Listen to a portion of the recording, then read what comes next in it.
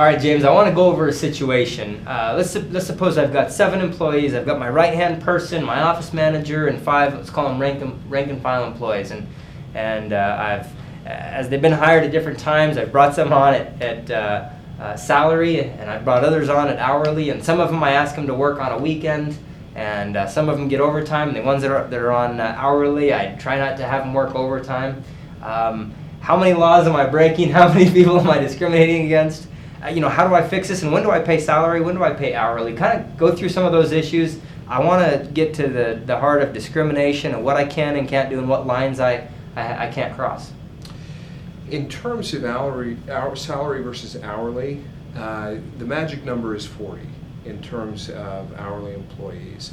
Any amount that they work in excess of the 40 hours in a 7-day period, they're required to be compensated at time and a half overtime. Whereas a salaried employee doesn't carry the same hourly restriction and the same overtime requirement. They can work any number of hours during any period, and it's a fixed rate. And so as a business owner, you want to be thinking about, what do I use this individual for? What are their job duties and responsibilities? And what's the time commitment that I'm going to expect from each of them? And then you're going to balance that between the type of individual that you can attract in those different stratas. If you've got someone who's got fairly high level responsibilities and they've got some time intensive hours, you definitely want to have them on a salary basis.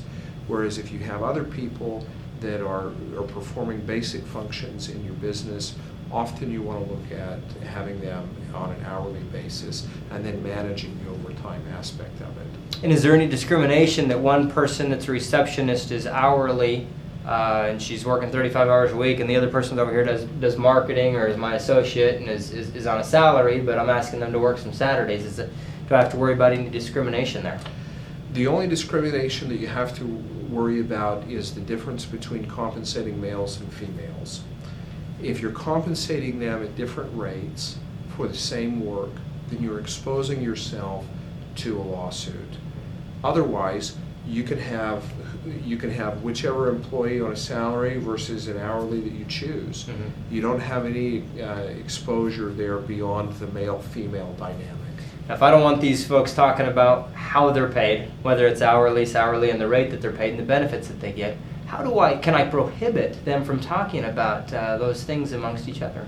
I would, in whatever kind of employment contract or agreement that you have, and you're going to want to have things that address non-competition, non-solicitation, non-disclosure, I'd have in that same agreement a confidentiality provision regarding their compensation, saying you're not allowed to talk with fellow employees about what your rate of pay is.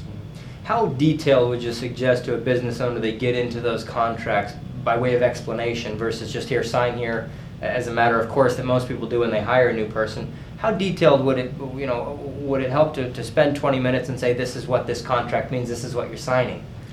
From a business morale standpoint, it's going to matter to have some discussion with the employee about their compensation arrangement. From a legal standpoint, that's not necessary, and you'd have a provision in your agreement that says that the party signing has read and understood all the terms and conditions of the agreement and that they're abiding by those. That's going to be something that you need to have in every agreement.